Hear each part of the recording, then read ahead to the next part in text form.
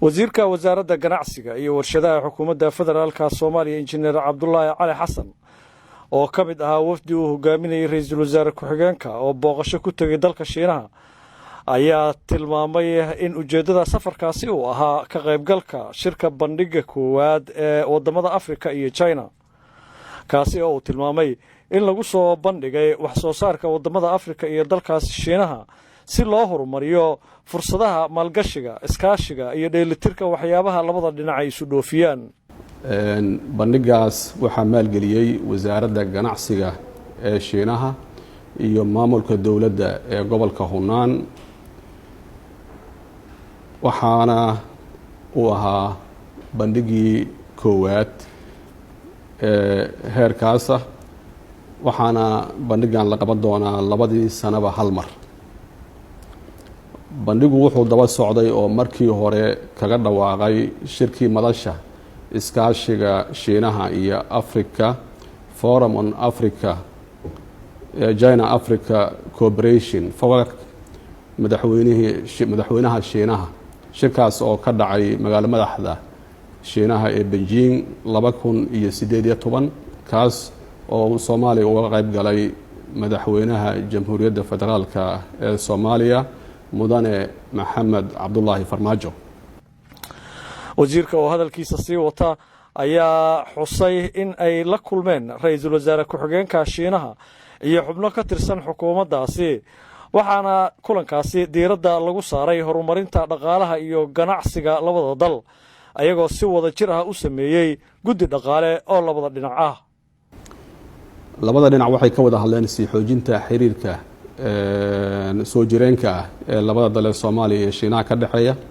waxay kaloo ka wada hadleen waxyaabaha dal walba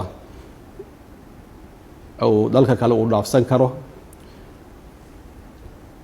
waxay kaloo ka wada hadleen sidii dadka Soomaaliyeed ama ganacsatada Soomaaliyeed loogu fududeyn lahaa fiisaha ama dalku galka ee muxuu ahaa Shiinaha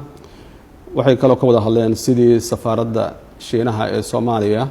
ay si dhammaystiran uga howlgeli lahayd magaalada Muqdisho si ay ugu sahasho fiisaha ganacsatada Soomaaliyeed waxaa kaloo laga wada hadlay sidii badeecadaha Soomaaliyeed loogu heli lahaa suuq dalka Shiinaha waxaa kaloo laga wada hadlay in shirkadaha Shiinaha lagu dhiirigeliyo inay maalgashi ku sameeyaan qaybaha kala duwan wax soo saarka Soomaaliya sida kalluumaysiga beeraha xoolaha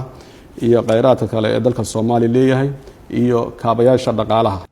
injineer Cabdullaahi Cali Xasan wasiirka wasaaradda ganacsiga iyo warshadaha xukuumadda federaalka Soomaaliya ayaa xusay in ay booqdeen warshadaha dalkaasi Shiinaha ee sameeya gaadiidka iyo qalabka culus ee tareenada waxay kaloo booqdeen muxuu ahaa shirkadda samaysa qalabka tareenada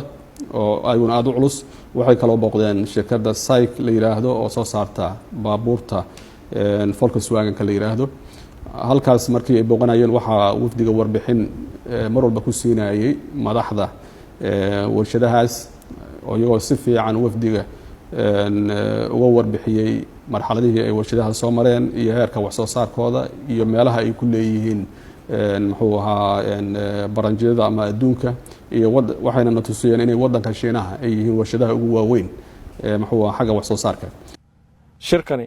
oo midho dhal iyo guul ku soo dhamaaday ayaa qayb ka ah qorshayaasha wasaaradda ganacsiga iyo warshadaha xukuumadda federaalka Soomaaliya ay ku horumarinayso ganacsiga iyo warshadaha dalka Mawlid Maxamed Sabriye warbaahinta qaranka Muqdisho.